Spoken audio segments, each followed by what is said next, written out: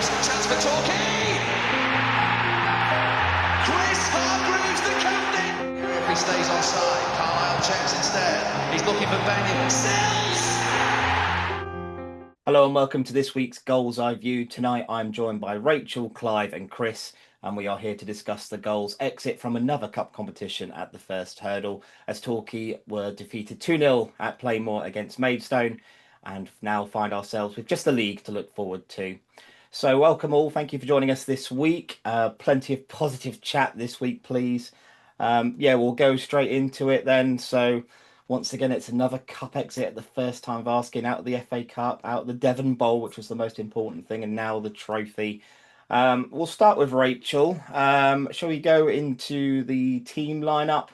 Some enforced changes that were brought upon to Paul Watton before kickoff. I mean, clearly, obviously, Worthington's injury had impacted his selection. So in came Dan Hayfield, Sonny Fish, first start for the young striker. No Callum Dolan, obviously, who apparently picked up a knock. So for an FA Trophy second round game, it was a fairly respectable crowd as well. 1,600 with, what was it, 40 something or other 44. 44 Maidstone supporters. You wouldn't have known though, because 44 people can still make a bit of a noise, but that's fair dues. First 20 minutes, we were out the traps, weren't we? We looked good. Nice shape to us. We looked quite comfortable and confident, and early free kick that Hayfield took hit the post. Young shot was parried by the keeper, came straight out to Sonny Fish, who really should have done better with that. I do think. I mean, we thought the keeper sort of did well to block it, but I don't know. He could have sort of lifted it over. But anyway, a couple of good chances, and then that was that, really, wasn't it? We seem to deflate, and Maidstone, their physicality, their athleticism, they just look stronger than us. And, this is a residing theme, isn't it? And this has happened in previous seasons. Some teams, and Maidstone are one of them, they just look bigger, stronger, sort of faster than us, and more and stronger, more physical, and more. We don't seem to cope with a certain style of in-your-face football, do we? So for the rest of the half, it was pretty much watching Maidstone sort of toy with us, really. Chris, obviously with the team sheet in mind, only 4 subs as well to call upon. I think it was very important. I think it was a game where the first goal was going to be very, very important in deciding the tie. We had our chances in the first 20 minutes, and then typical Maidstone. Yeah, I'd agree with Rach there, actually, that I thought we Fish should have scored, but keeper was up quickly. So I think it was that. But we just kind of, after the first 20 minutes, we just kind of lost the momentum, lost the possession. We had a lot of the football. We kind of moved it around. They didn't look anything particularly. I didn't think throughout the game, really. It wasn't like, they battered us, but they had a good 15 minutes and we conceded 2 poor goals, really. Yeah, we were just kind of, the first goal, we just kind of stepped off a bit too much. And, we're second to a couple of balls that dropped, really. It was a good finish and it kind of went straight over Heyman, didn't it? But from that angle, he wouldn't have seen it, and it was well struck. The second goal was appalling. It's the sort of goal that, as a coach, would drive you up the wall. I think from memory, we conceded it. Was it Slough at home with the exact same goal, when just a goal kick that got flicked on, and the first time, Hammond kind of got lobbed, but I mean, it just one flick on and he was in. Guy took it well, but it was disappointing. But we just kind of lost all kind of momentum and kind of drive to it. Jordan Young was probably the only player who looked like they had the kind of the guile and skill to break them down in the whole game. Really, I think that was why he was man of the match, really, in the stadium, just because I think he was the only one that kind of had any threat to him. So I don't think there's any doubt that the squad has suffered again in recent weeks, hasn't it? Paul kind of refuted that Dennis and Dolan would have been playing if it was a league game. That certainly was my thought, that if it was a league game, would they have been okay to play? But Paul says not. We probably do need a couple of numbers, but as is discussed kind of by Paul after the game and in the local media today, that you've got to be better than what you've already got. That's the golden rule with recruitment, isn't it? And I think if you can't bring players in that are better than what you've got, but you saw the second half, there was, it was kind of classic square peg round holes. Palmer on up front, Denzel on the right hand side, 3 at the back, 4-3-3. It was just kind of trying to find a way into the game. But if we'd scored once, we had a bit of momentum the last 15 minutes, I thought, Clive, into that second half. But it was kind of more hope than we're going to cut them apart and score a goal with skill, I thought. Well, actually, the bench where I was sitting looked pretty healthy. We had Nash Sundyer, Cody Cook, and Louis Dennis. Unfortunately, it was Bristow's bench because they were just sat like the row in front of me. So, but I just thought. But there's the problem in itself, isn't it? That list of quality players. just there. Yeah. Yeah, absolutely. Big players. Yeah, big players to be missing out. Yeah. Clive, the first goal, maybe not calamitous to a degree, but well, it was a mistake, wasn't it? Hammond came out, had the chance to launch it, and he kind of screwed it. I don't know if he was looking for Falston on the left, but that's the direction the ball went in. Jay couldn't control it, and like 2 seconds later, he's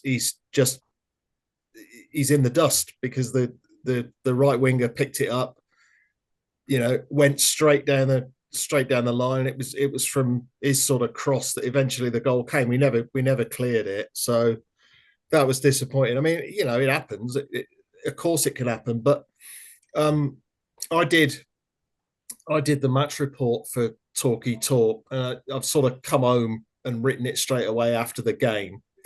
And then it's like very often, there's different points of view, different angles. It's always interesting to see what other people's points of view have been, really.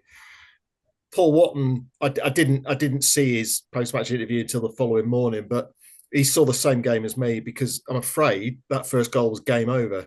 Obviously, you then get done again with like he said, it's a bad goal. I mean, the big lad sort of came short, wins the flick on in the centre circle, and then that's it. Gilbert is through on goal, took it well. It would be him, wouldn't it? Because it was him that broke John Johnny Gilbert, Johnny Blue's ankle, or certainly damaged it very badly. Referee gave a free kick, didn't he, and nothing else at Maidstone, which was one of the worst decisions you'll see all season, I think. But yeah, I'm afraid it was game over. And like you said, Chris, when you look at the substitutions, Ed Palmer comes on for Dylan Morgan. I think it was literally it was deck chairs on the Titanic, wasn't it? It was like the two unused substitutes were an 18-year-old and a sub-keeper. So, with the 5 players out that were out, it was definitely bare bones.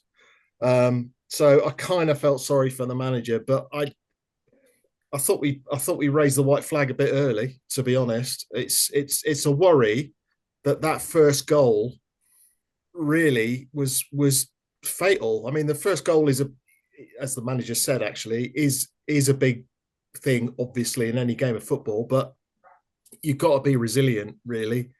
And they were all over us for that sort of 20 minutes, weren't they? And they won the game. That was it. It was game over. We had no way of coming back because we had no way of changing it.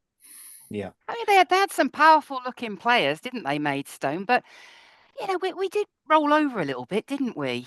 We were second to stuff, and why, like you say, why wave the white flag so early on? But hey, well, it's not deliberate, is it? no, not at all. It's not like a lack of moral fibre. Maybe that's a bit harsh for me to put it in those terms, but basically, we had no comeback, and it's really disappointing.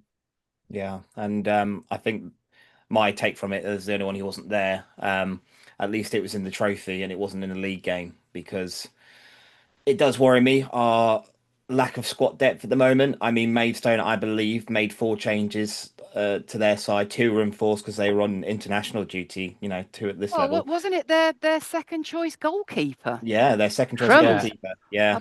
And he played against us. He played against us last season. I think it was against Slough, and was a disaster. So we just didn't test him enough, did we? We didn't get into him enough. But at least there wasn't 3 points on the line. I mean, yes, it's disappointing to be knocked out again of another cup competition so early on. It means we have a free weekend on the 13th of December now. So any Christmas shopping enthusiasts, there's your weekend to do it. Yeah, it's disappointing, and like I said at the beginning, I think for me, it was going to be whoever scored the first goal. If it was us, then we had a chance of progressing naturally. But going behind and then conceding again in such poor way to do it, and just sort of waving the white flag, it is very disappointing. And for a club of Torquay United stature to go out of, I'm not going to count the Devon Bowl, but the FA Cup at the second qualifying round and then the second round of the trophy, I mean, it's very disappointing. And although there's not a lot of money involved in the trophy at these early stages, we've just come off the two positive away performances, and now we've lost, is it twice at home in a row? Mm-hmm. Yeah. So and we're going into two tough games this weekend at Playmore, and then Worthing especially on Tuesday night, which we'll get onto in a little bit. But yeah, second half sounded like a non-event. Anyone else in agreement with that? Absolutely, yeah. It was sort of tumbleweed for performance-wise, Torquay United. And again, Maidstone they were controlling the game. Denzel came on, didn't he, for Thomas? Was playing like as a winger, which was apologies, Denzel, an absolute utter disaster class.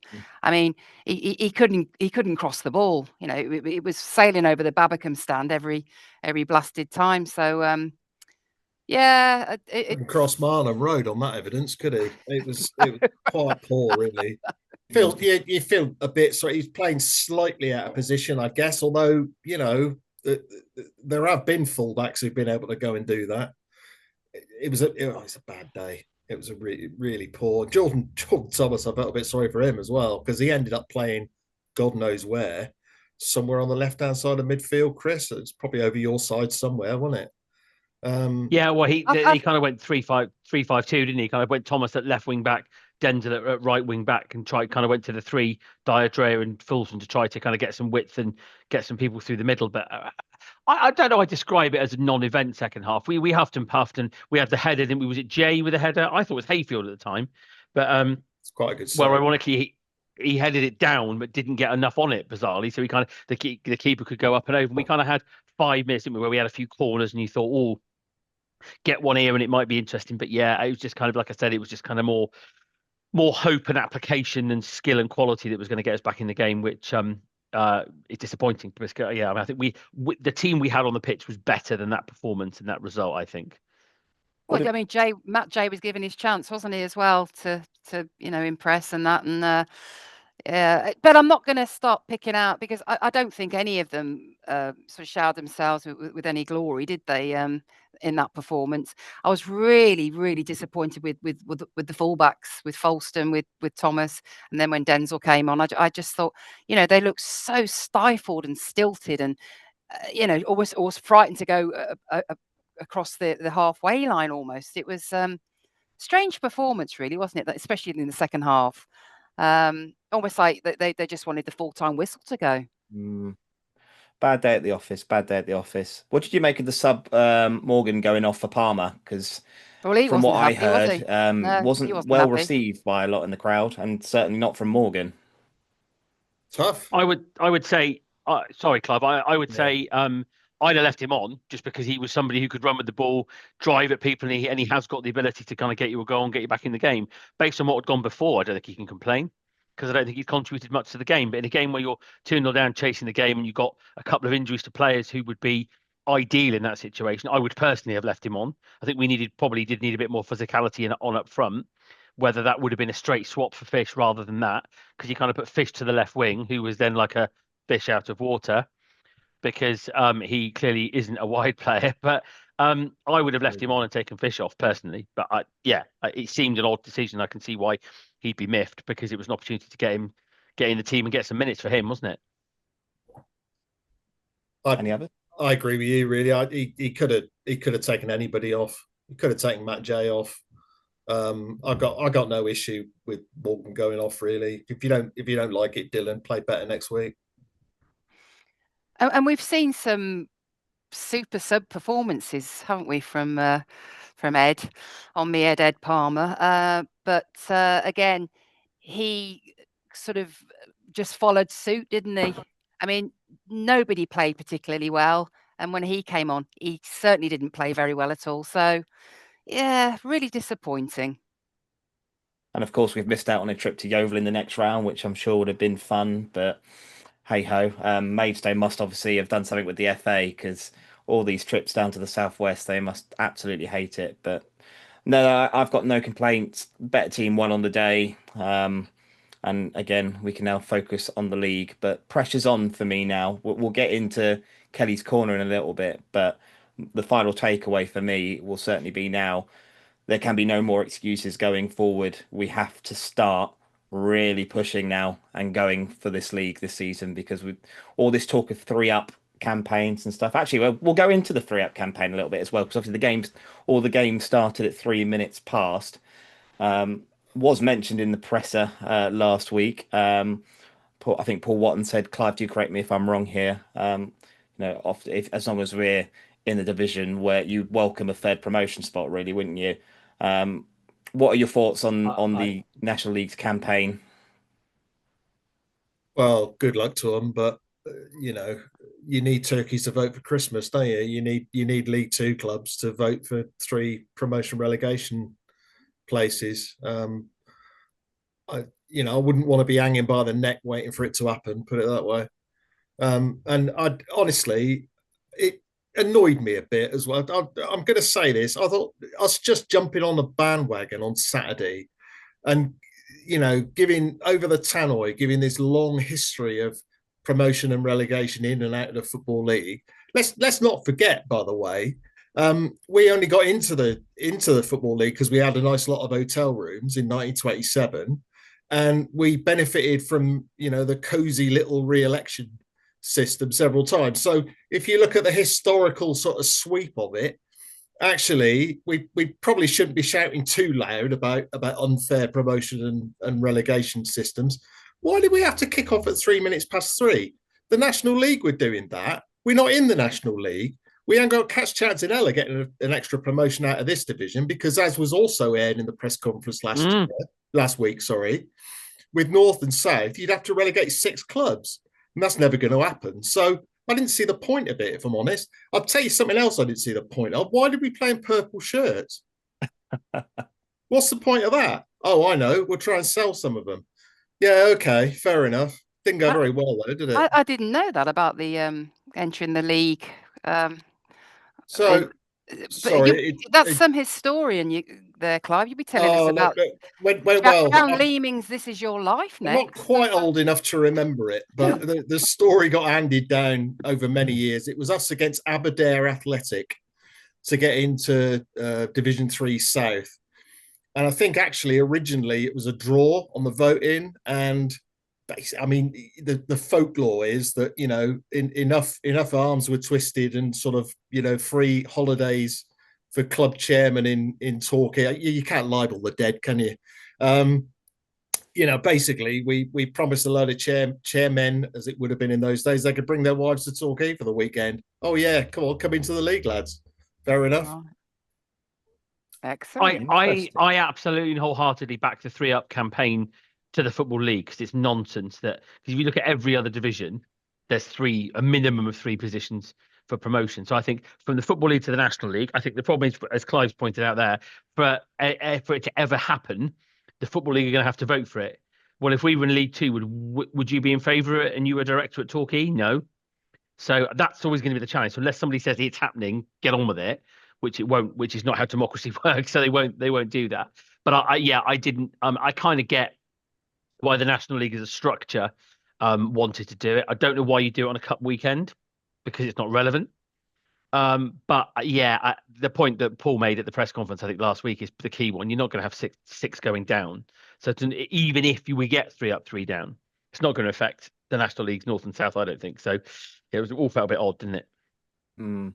Personally, the way I look at it is we've got out of the conference in the past by going up through the playoffs. We've got out of the National League South by winning the division. And the only way you're going to guarantee progressing up the pyramid is winning the division. And at this level, your focus has to be, if you are one of the big clubs in this division, is you have to go and win it. Otherwise, as we saw last season, we came a few goals away and then lost it in a one-off game. And that is my fear going into the winter, and then potentially if we do end up finishing in a playoff spot in these one-off games, do we have the depth in the squad as things stand at the moment to deal with a playoff push? And at the end of the day, it's these one-off games. They're one-off games. You could be a bad refereeing a decision away from being out of a playoff game or progressing. So it'll be interesting to see. But at the end of the day, as long as, and I'll keep saying it, as long as Torquay United are in the National League South, my ambitions are we have to be aiming for top spot. We have to be. Yes, there's a lot of good clubs that probably have a bit more money than we do, but the crowds we get. One of them's 8 points clear, Tom. Yeah, exactly. Yeah, exactly. We need to get our heads around the fact that actually the best chance for us to get promoted this year is through the playoffs, because the chances of winning the league, how many chances out of 10 would you give us to win the league from here? Still, is it still early? Rhetorical question, but I mean, you can't go, oh, we got to win the league. What we got to do is finish as high as we possibly can, and then if it's playoffs, and you have to deal with it. I mean, arguably, sorry, I was just going to say. No, go on, mate. Go on. Well, last season with arguably a weaker, well, not arguably at all, a weaker squad. I mean, we were top of the table, but at Christmas, weren't we? And we were all sort of like, what fun it is to see Torquay win away and all that. Although we were drawing more than sort of, it's unlikely that that's going to be replicated this season, is it? I can't see us, sort of finishing the year top of the tree. But then, then we go into this whole thing about the budget, don't we? About how much we spent last season, and we kind of like sort of have we put eggs in baskets this season and gone all out with a splash the cash, as it were, and there's all these sort of permutations, aren't there? And it that's putting the pressure, isn't it, on the Bryn Consortium and the manager to produce at the very, very least a playoff slot. But like Tom was saying, ideally, we need to go for number one, don't we? We need to go for the top. But I don't know.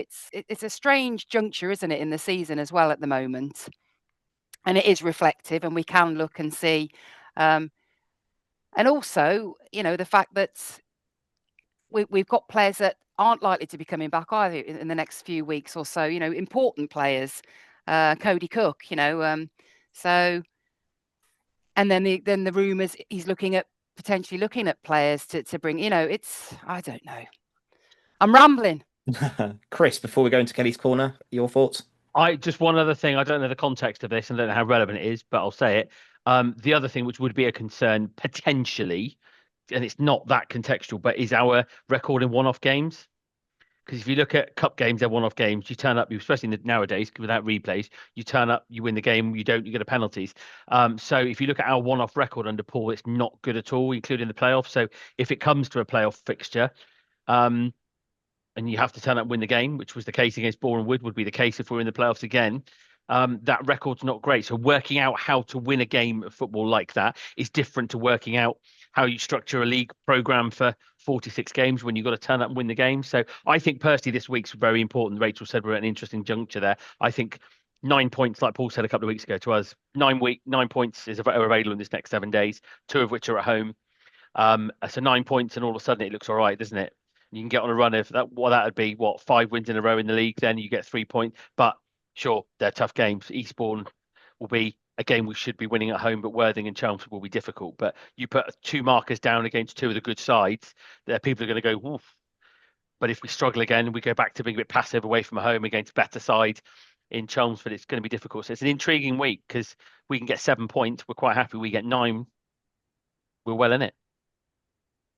Absolutely. You said that about the Paul Watton's record for for the crunch games, but that Hemel Hempstead game it wasn't because we still had, the trapdoor wasn't completely sort of, under our feet, as it were. That was one of the best performances they put in, wasn't it, at Hemel Hempstead? I mean, No pressure though. No pressure, well, was there? that's it. That's what I mean. The And trapdoor in sort of like allegory. Truro were 3-0 up by the time he kicked off, I think, or certainly 2-0 up and went 3-0 up. Yeah, but It was a brilliant. Listen, it was it was a front foot, brilliant all out day. attacking performance, and It we was a could have had more brilliant day, goals. Rach, and a great performance, and we all loved it.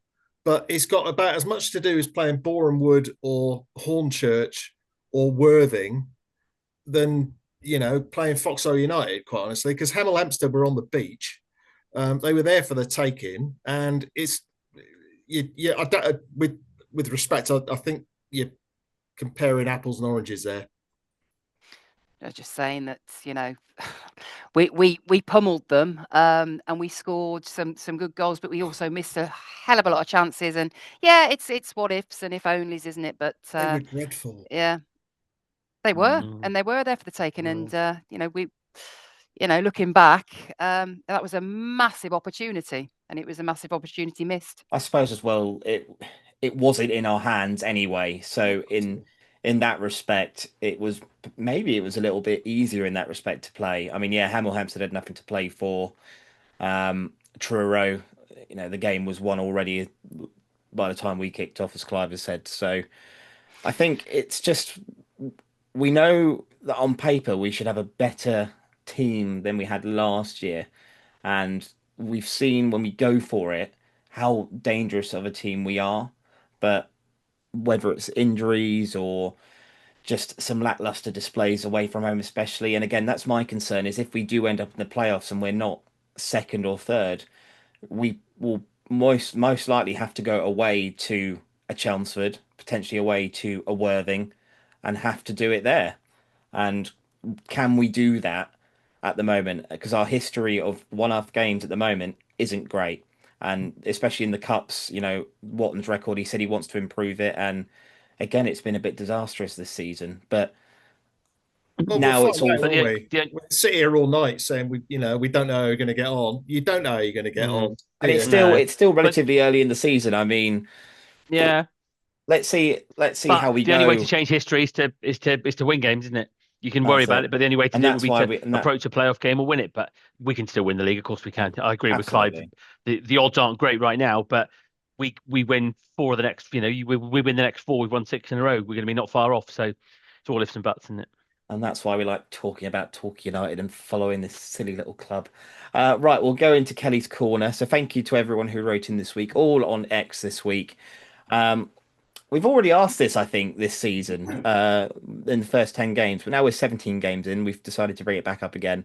So we've asked you to rate the goals season so far out of 10, and we've got quite a range here from the Yellow Army who have written in. So thank you again this week for all of those who have. So Trevor Knott, I'll start with you. 3 out of 10. Appalling so far. Wow. Awful football. Wowzers. Joe from Off the Line blog says, I'm going to go with 8. Cup exit's disappointing, but certainly not a deal breaker. Importantly, Paul Watton has successfully found a way to manage a small squad, one of the smallest in the National League South, with injuries to 4th, whilst also improving on the style. About time we give Paul Watton credit for the job he has done. Phil Swan says 7 out of 10 for the league and 1 out of 10 for the cups. We have been brilliant at times and also terrible as well. If we have a match-fit squad, I'm confident we will be there or thereabouts. Injuries have made us very inconsistent this season, and that is the crucial factor. Mel Beher says 6.5 out of 10. All cup competitions exited by November. Shockingly poor away performances, relying on home results to achieve a current 4th place, and even they haven't sat the back pages alight. Injuries have been unkind from August to September, granted. Low market, uninspired. Come on, you Yellows. Alan Will says 7 out of 10 for me, with likely improvement as the season progresses. It's worth noting that we have the same number of points after 17 games as we did last season, so a similar run over Christmas and New Year would be very welcome. Good old Alan with all the facts and the stats. And Ollie the Ray says, optimism. that's it. 6 out of 10 for Ollie Ray. First round cup exits in both competitions. I think we said 11 points out of 27, but a 52% win rate is something to be happy about, even if the away form has been doubtful at times. Craig Hughes says 6 at best. Again, cup exits at the first hurdle and a squad far too thin from the start. And with injuries now taking their toll, it's bad planning. And finally, we have Sparky, who says 6 out of 10. 6, 7s, 3s, 8. Sounds about. Well, what do you think, guys? What do you think? I think three's bloody harsh myself, but it's his opinion. What do you think? What would you say? I think performances could be a lot better, and I'm actually saying I'm going to compare the home performances as well as the Salisbury game, but yeah, 6 out of 10. I mean, I'm disappointed with the cup, the cup exits. I'd have liked to have seen us have a little bit of a push on with the trophy, but that's and I do think, yes, we've done well at home. Yes, we've picked up our points at Plainmoor, and it's been a bit of a disaster, our away form. So I just think we're going to need to sort of really pick it up at this next phase of the season. But it's not hopeless and it's not terrible, but I do think we've underachieved a little bit. Chris? I'd say 7. I've just got the league table in front of me. We're 8 points off the top. Western got a game in hand, but the most we're going to be is 8 points behind the top. It's a couple of wins, then you're right on top of it. With Worthing a third, level points with us, who we play this week. We play Western next month on Boxing Day, don't we? I think the thing for me is about consistency. I think we've already kicked on in the last. If you look at the last 3 league performances, the Hornchurch game we didn't, we lost at home, but actually it's one of the better performances. And then we've gone and dominated 2 away games and comfortably won. Scoreline maybe don't, but Maidenhead, particularly, well, both games we were pretty comfortable. But it's about consistency and it's about how you can do that. And we've had consistency of selection across those last 3 league games, which I think is key, which we potentially now won't have. And it's all well and good saying bring in new players, do this, do that. Well, if we do sign 2 new players, wherever they come from, whether they're youngsters on loan, new players, whatever, they're not just going to, arrive on a horse and start to, necessarily be brilliant straight away, because it takes time. Training takes time. So I think the consistency, I think some of the comments there are a little bit negative, but equally, I get why people feel like that, because, we are where we are in the league we're in. We are where we are because we deserve to be. However, I think the expectation was always going to be different this year. This time last year, we were seeing ourselves as tracking pretty well from where we were starting. Whereas this season, given how last season went and ended, it's only promotion that we'll do this year, which I think is a different mindset and expectation, which I think is fine. I don't have an issue with it, because I have that myself. When you went as close as we did, there's only 2 goals to be better than last season. That has to be top. I don't, crikey. I mean, these 3 games take us to 20 games. We're not halfway yet. So there's lots of opportunity left yet. But I think, as I said, I think this week is key. If we can win both the home games and then go to Chelmsford with an opportunity to go there, who are picking up, and they do look concerning all of a sudden. But absolutely doing okay. No better than okay. But as I say, talk to me again next Saturday evening and we could be in a really good position, or we could be starting to lose a bit of contact with the top. Just going to say there's quite a bit of debate on Kelly's Corner. There's a couple of replies in there, but there is a mention about from someone, I won't name. It's all on the Twitter page, but apparently we don't have a top 10 budget. So do with that information what you will. Clive, your report, your thoughts. Well, I'll address that.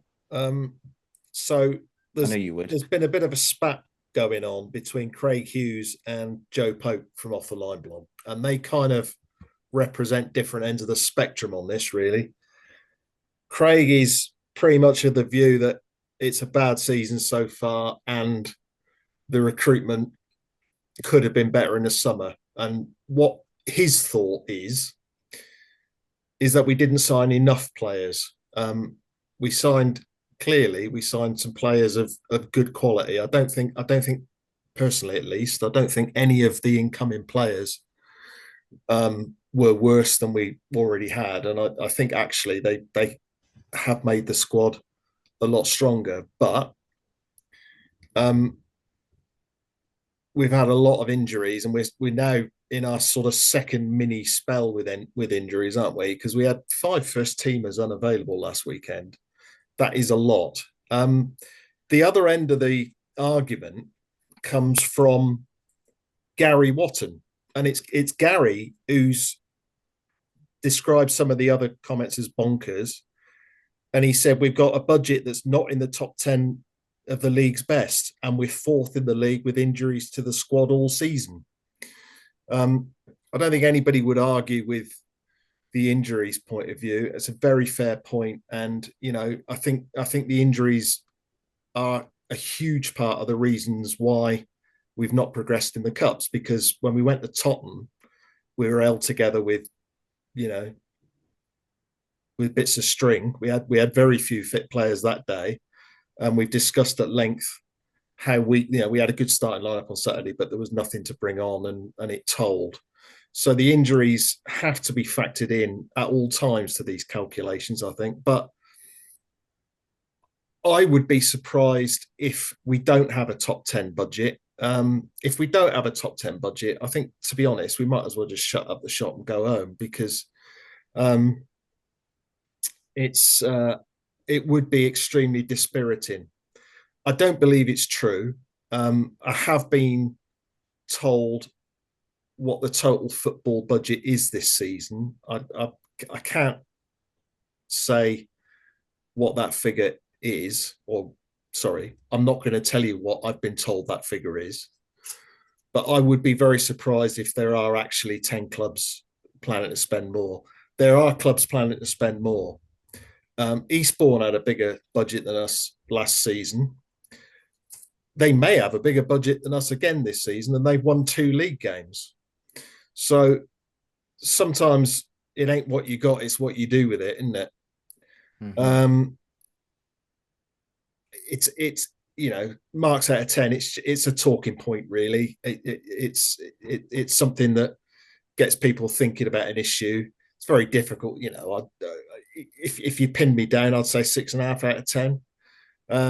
But if you'd asked me before the Maidstone game, I'd have probably given you a 7, because we're up and down, aren't we? We're football fans. We get, we do get quite low when we lose, and we get quite high when we win. And as the manager often says, the trick is actually to stay as level as you can and try and trust the process. But yeah, I also sorry, just one more. Sorry, there is a lot of dissatisfaction out there at a minute, and I just wanted to address, because nobody else has mentioned it. I just wanted to address the chants from the Pop side on Saturday. So it's quite a good chant. The last time I heard it, I'm not going to say what it was, but the last time I heard it, it was being sung by Cheltenham fans against Gary Johnson. And that was a bit of fun on social media, but I didn't particularly enjoy it on Saturday. I thought it was unnecessary. Obviously, you pay your money, you can sing what you want in a football ground, as long as it's not sort of racist, homophobic, or what have you. You can express your opinions. It's a free country. But I think actually calling for the manager's head in the way that it was done on Saturday, I think we could have done without that, really. It made a bad afternoon worse for me. I didn't hear it, but no, I didn't know. Really? I've got no issue. I've got no issue with the squad. I think the squad's way better than last season's squad. I think they've gone for quality over quantity, which is what you need. But what you can't have is a load of injuries, because the squad is smaller than last season. That's just fact. And I think that, and I don't have any issue with it. I'd rather have a better squad of players, which we, and for me, we undoubtedly have players like Low Everton, Worthington, Dennis. They're way up. Dolan, they're way better quality players than we had at times last Jordan season, Young. without mentioning names of last year's season. But we've had a lot of injuries, and you can't hide from that. It's true. I mean, no one's making excuses, and Paul's not making excuses for the fact we've had a load of injuries. But what it does do is expose a small squad. And when you've got 4 subs, we could only have 5. But when you've got 4 subs, those 5 players we named that we were missing on Saturday, that's going to hurt you. Those 5 players are in the team, and it's a different game, and it's a different result more than likely. So you've got to be sensible to what it is, and this just keep signing players thing. Well, like I said earlier, they've got to be better than what you've already got, and you've got to But it's afford them. being 'Cause equipped. It's being equipped. Whether you got a small squad or not. We were talking earlier about Maidstone. They had a fair few players out injured, didn't they? They didn't have the luxury of producing Yeah, their best 11, but and yet recruiting players is easier there. It's totally easier there. sort of steamrolled us in physicality and But strength. then Maidstone always do. We always lose to They Maidstone, don't we? do, Let's be but, frank. That's just a curse. We were out of the trophy the moment the draw was made, in my opinion. Mm. That is nonsense, though, isn't it? Maidstone are a playoff team at best. Come on. Sorry, Rachel, carry on. No, that's just my point. That and it's not just been Maidstone. That other teams have come and they sort of just impart and impress their sort of strength on us, and we seem to buckle a bit, don't we? We seem to sort of fold. Yeah. It's funny because pre-season when Denzel was putting in these like hard tackling, and that's why we sort of fell for him, wasn't it? Oh, good, he's going to be a no nonsense sort of fallback and that, but he's not really been displaying that, has he? And we've got Matt Worthington. He was going to be the backbone, wasn't he? He was going to be. He has had some good performances. I'm not sort of dismissing, but we very often have this scenario, don't we, where we our squad's a little bit nice.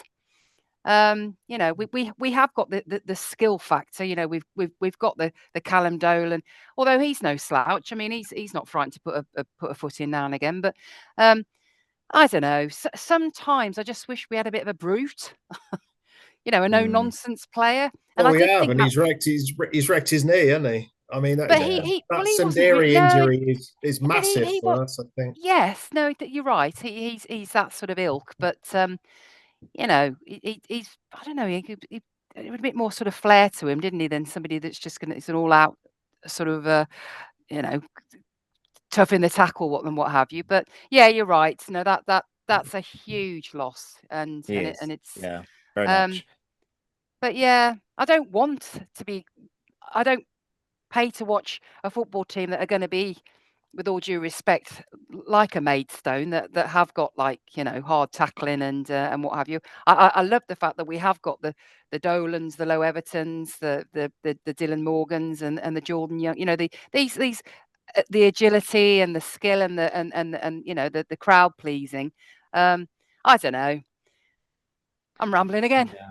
It's all right, Rach. It's all good. Look, we've all got opinions, and this is why we have a platform, and we offer the platform out for the Yellow Army as well. So it'd be boring if you all had the same opinion. My score would be 7 as well. I think. Look, there's still a long way to go in this season. Yes, we've had a lot of injuries, and my expectations are higher this season naturally. But if we're still sending out teams like we did, from last week into the Eastbourne game this weekend, and that's when I'm going to get worried, because I think squad depth is going to be quite key this season. Especially, it all depends on how quickly we can get these players back fit. If we can get Sundai fit before, hopefully we can get him back before a playoff push potentially. That's huge. That'll be absolutely massive for us. But again, he's got to get up to match fitness, something that Fish is still doing at the moment, and Cody's going to have to do again. So, look, plenty of time to go. I'm not going to press the panic button yet, and we've got, like we said, 9 points up for grabs in the next week and a bit. So let's see how we go. And I think we'll quickly turn on nicely into predictions for Eastbourne and Worthing, 2 back-to-back games at Plainmoor, a Sussex double coming in. Eastbourne, after being unbeaten the whole season, missing out in the playoff semi-finals to Maidstone, and then have only won twice all season, so they're struggling. So if you go by the form book, we'd be heavy favourites, but I think it's going to be a tough test. I think we're going to win it 3-1 on Saturday, and then Worthing 2-1 Worthing. I'm sorry to say, I think since Hinchelwood has come back, they've looked unstoppable at the moment. Worthing, they really do, and I think they're going to be challenging up top very, very soon as well. I back us against anyone at home. If you think, if there's an argument that we could have won all of our games at home in the league, we haven't. Dagenham we should have won. Hornchurch we could have won. And the rest we have won. So actually, you've got to be, yes, we've lost the last 2 at home, but you can kind of discount the cup game really. I think we'll beat Eastbourne, because if you look at their league position, you look at their record and the goals they're conceding. I think we'll win that 3-0. But I think the Worthing game is going to be a massive, will be a bigger test. But we play. I mean, I'd argue they were probably the best side I saw us play more last season. Normally are anyway, and arguably the year before as well, potentially. But yeah, I mean, we did well. We got away with one by beating them last season. They missed an open goal in injury time, didn't we? But I think it's going to be a big game. But I think we can win both those games. I think we'll beat Worthing 2-1. But they're going to be Tuesday, particularly, will be a tough game. But you've got to go a game at a time at the risk of sounding like a manager. And there's no doubt after Saturday we need a good performance, we need a good result, we need a positive performance, and we need 3 points before you start worrying about Worthing. For me. Yeah, that's very sensible. I think it's non-negotiable that we win on Saturday. I mean, it's almost the Eastbourne ultimatum, isn't it? Really. I would like to think we'll score a couple of goals, so I'll say 2-1 Saturday. Worthing have won 6 on a trot. They were better than us last season. They are now just above us in the league. I think they can probably come to Playmore and get a win. So I agree with you, Tom. Actually, I think 2-1 defeat might be on the horizon, but I hope not. I know nothing about Eastbourne. I do know Worthing are a very strong side, so I'm going to go for a win against Eastbourne on Saturday. I'll go 2-1, and I'll say that we're going to just pull out the stops and get a draw against Worthing. It's been a long Goals Eye View this. I didn't think we'd get so much out of a trophy game, but just before I pass over to Clive for ladies chat, I think it's very important to what kind of episode is this? And then just before we finish this week, it's been a long Goals Eye View this week. Didn't think we'd get so much chat out of a trophy game, but we were officially charged with the racism charge that was impending against us. I believe we were fined £2,500 for that. And then also there's, the FA going to have a hard look, I suppose, on whether there'll be any more incursions of that. I mean, I don't know the case of, are we still pending a homophobia charge as well? Potentially. I've not heard anything about that. But I think it's very important to say that, following this football club, it's a wonderful thing. We're so blessed to have, a football club and big crowds back again at Playmore. But please don't ruin it for everyone, Yellow Army. Don't ruin it for the club. Don't ruin it for yourselves. Look, if you do hear anything, please do report it. It is a serious matter. It shouldn't be happening. It shouldn't be happening anywhere. And, financial penalties aside, that could cover the wages for a potential loan player coming in. So please do think about what you say, and please do think about the club. Football is a fantastic sport. We all get caught up in the heat of the emotion and everything of the sport. But please, let's support Torquay United positively. Please don't put the club, don't put yourself in a negative light. It's very important. With the FA going to be looking at that, especially now, on us more. So please, if you do hear it, do call it out, do report it through the appropriate channels. I think the club are making it easier for these sorts of incidents to be reported. But please, come on, let's all work together. Let's all focus on the greater good of Torquay United Football Club. We can't have any more of that. We can't have any more, potential homophobia chanting and this, that, and the other. Let's follow Torquay United in the right way. Let's enjoy it, but enjoy it by being disciplined. Clive, over to you. Thanks, Tom. Yeah, you're spot on. It's a catchphrase almost, in it, no room for racism, but there really isn't. It's not the 1980s anymore.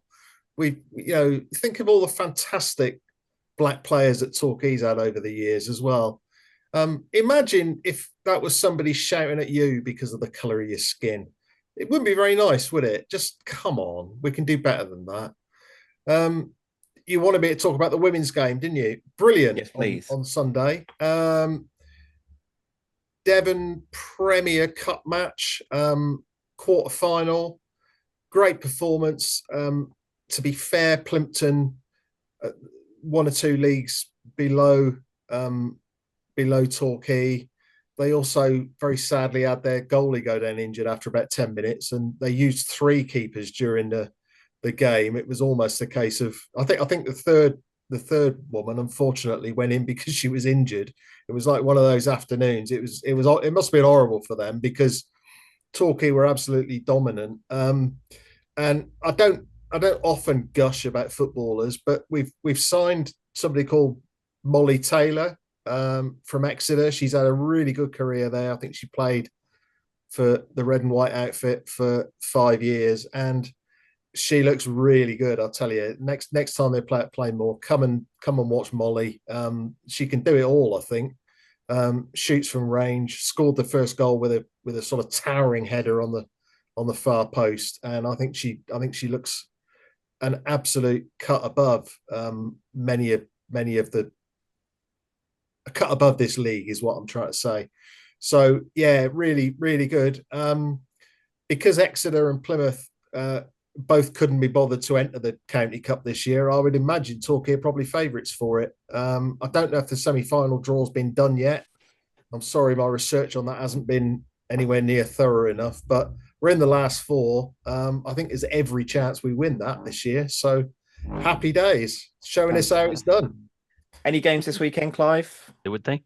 Imagine No. if the club released the information on social media a week or so before. I mean, imagine that. Imagine they that. actually told people what the next game was. Like an hour Can and a I half can I in. just say that my young nephew, one of his favourite players is Ed Palmer, and we love you, Ed, only because I've just noticed he's liked the Gull'S Eye View on Twitter. So, but I just wanted to put that out there because he's one of those players, isn't he? That when the going gets tough, Ed Palmer's he's ordinarily he'll get going.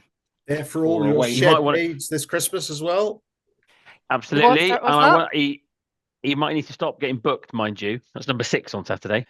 Yes, and I think the ladies are away to Poole on Sunday, a long old trek. So good luck to them this weekend. knowledge, Tommy, and good knowledge. hopefully they can bring the points home, representing the club well Well in the cups remembered, this Tom. season. Nice to have someone representing the team well in the cups this season. So well done, ladies. Yeah. Right, Amen. I think that's going to cut it for this week's Amen. goals.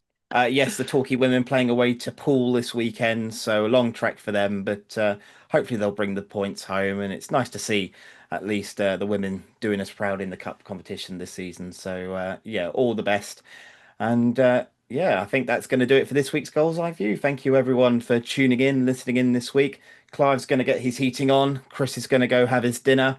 Rachel's going to party away after Scotland's qualification for the World Cup last night. Scott McTominay, Lawrence Shanklin, Kieran Tierney, and Kenny McLean. Come away, Scotland! Loved it. Absolutely loved it. This has Fantastic. been Goals Well Eye done, View. Scotland. Thank you very much for watching and listening this week. Again, we do value your support for our silly little channel. And we'll see you next week when we've taken 6 points from 6 from Eastbourne and Worthing. Thank you. Take care. Here's Hargreaves, chance for Torquay. Chris Hargreaves, the captain. If he stays onside, Carlisle checks instead. He's looking for Benyon. Sells.